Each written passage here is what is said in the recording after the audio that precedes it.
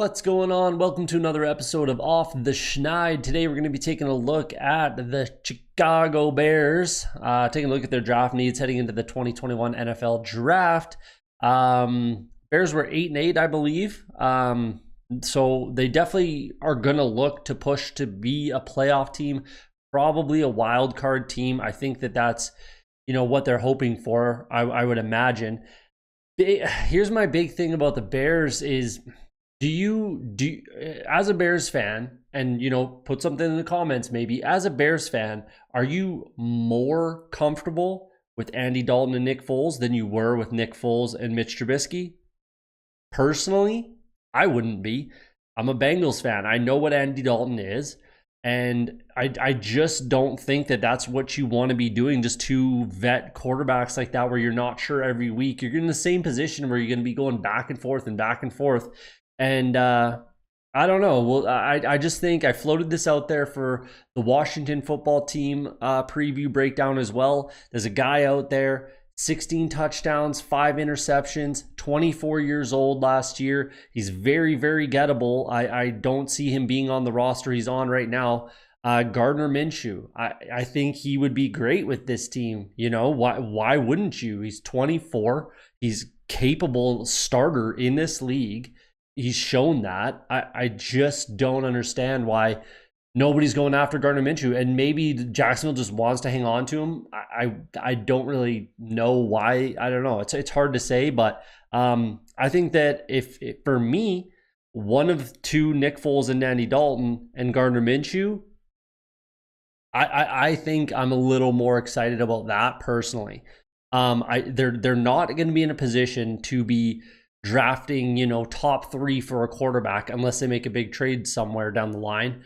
So why not see if Gardner Minshew can be that guy for you? I don't know. So I digress. We'll leave that there. Andy Dalton and Nick Foles will probably have a camp battle, and sounds like it's going to be Andy Dalton as of right now that's going to be the starter, but we'll see. Running back, Tariq Cohen comes back from injury. David Montgomery's still there. Damian Williams comes back after sitting out last year, and he will be very good for this team, I think. I think Damian Williams is a very quality running back. So he should be making this team that much better, and I think they're fine at running back now with the addition of him and Cohen coming back. I think that they're absolutely fine at running back. Maybe late. They got a bunch of 6th-round picks, so maybe throw a guy in there to compete, but I don't suspect that they're going to use high draft capital on running back. Wide receivers, Allen Robinson comes back on the franchise tag. So I think they're going to need to show him something. You know what I mean? Like the Bears are going to have to at least, I think they're probably going to have to make the playoffs for him to even consider coming back, if I'm being honest. Darnell Mooney, I think, is very good. I was actually pretty hard on him in the draft recap that I did last year for the Bears. I was pretty hard on Darnell Mooney, and I ended up being a fantasy owner of his, and I really like what he can do. So I was absolutely wrong on Darnell Mooney. Anthony Miller has kind of pulled back, and there's trade talks there. It didn't, nothing materialized with the Seahawks for Russell Wilson, but I think the Seahawks would be a good fit for Anthony Miller, in my opinion, if the Bears are in fact going to trade him.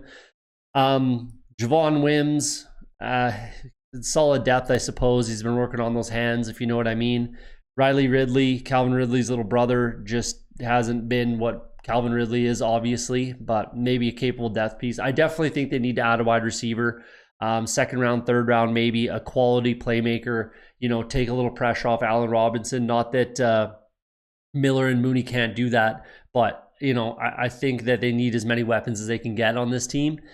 Tight ends are in a good spot. They got Jimmy Graham, who looked very good last year at 35, I think he is, so he can still get the job done at his age. Cole Kmet, I expect to take a fairly reasonable step forward. He had a pretty good rookie season, to be honest. Rookie tight ends aren't out there, getting 800 to 1,000 yards, or sorry, I should say 600 to 800 yards as a rookie tight end. That doesn't happen a ton.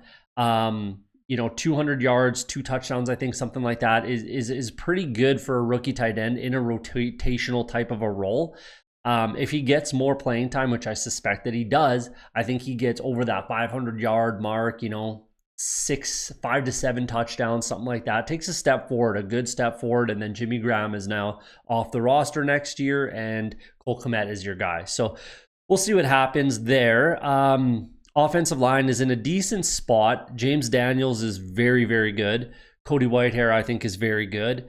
Jermaine Ifedi absolutely needed to move to interior. He needed to be a guard and not a tackle. So I think he's capable. But you definitely could improve there eventually, down the line. Elijah Wilkinson comes over from Denver. I think that he is good enough to get the job done. Charles Leno, still good enough to get the job done. So the starters are okay. They're in an okay spot as far as the starting offensive line is concerned, but they absolutely are going to have to address that in the draft. They got a ton of 6th-round picks. They threw a bunch of darts last year at Simmons and Hambright. So we'll see if those guys can improve as well. And maybe they are the guys.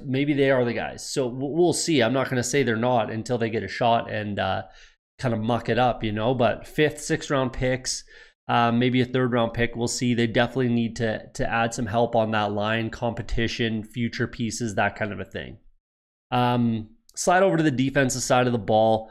I actually quite like their defense, with the exception of corner. The defensive line's in a good spot. It's an interesting thing with Akeem Hicks. I think I actually thought they might cut him. They can save $10.5 million by just straight cutting him. I don't suspect they do that. He is still very, very good. University of Regina guy, Canadian, which you love. It's just that money it's an interesting. I don't know what's taking them so long to kind of re-sign and restructure. I mean, he's 32, I believe. So, tack on another year, maybe 2, and kind of space out, just restructure that contract, save yourself some salary. I don't know what's taking so long to do that. It's an interesting one. I think he can still get it done. He keeps that line together, and we'll see. But I think they got to do something with this contract. Bilal Nichols, I really, really like. I think he's going to be good now and going forward. Eddie Goldman's still there as well. Mario Edwards, I really like. Not a ton of depth there on the ends, for the 3-4 defense. You need help for Hicks and Mario Edwards. A couple project guys there, and we'll see what they are. But I think you could add a guy if you find a difference maker somewhere in the draft. Khalil Mack, Robert Quinn, still fantastic. I think Travis Gibson needs to be that guy. I don't think he got a lot of playing time last year, but he will get more. He'll get a shot, and hopefully he can kind of be that guy to spell those two or one, right? And Jeremiah Tacho comes over from the Denver Broncos. Had 5 sacks last year, and he fits this defense. So I think he can definitely get the job done in a rotational basis. I definitely like that. Again, another spot where you could add a competition / potential, not starter. Maybe for Robert Quinn if he stays where he's at, because he took a step back. But we'll see. I think they got some pieces there. They should be okay. Interior linebacker, I really, really like. Roquan Smith is one of the best in the game.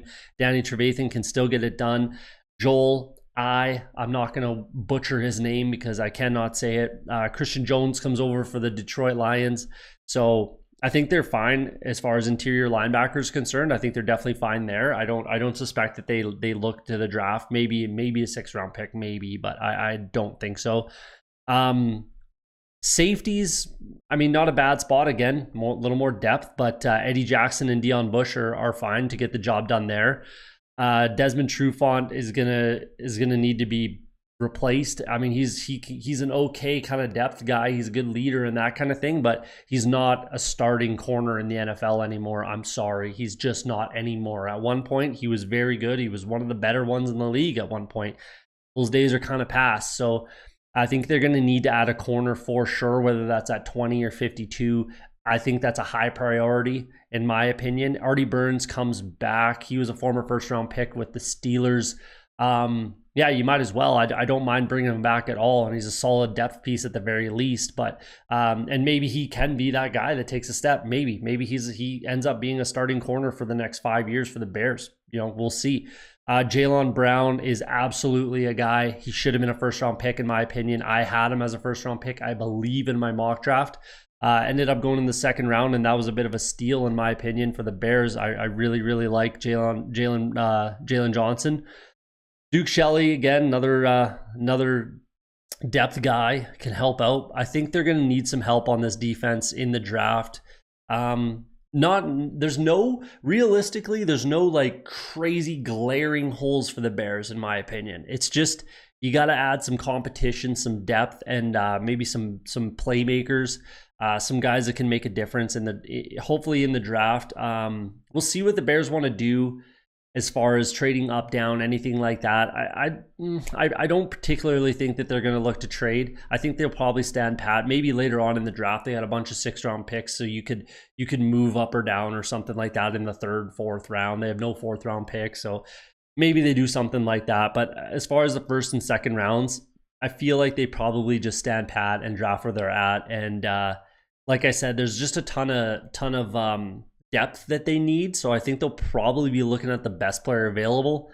We'll see. Keep an eye out for my mock draft coming out in a couple weeks, and we'll see what the Bears are doing there. So there you go. Let me know what you think in the comments. Don't forget to hit that like and subscribe button on your way out. Appreciate the watch, and we'll see you on the next video.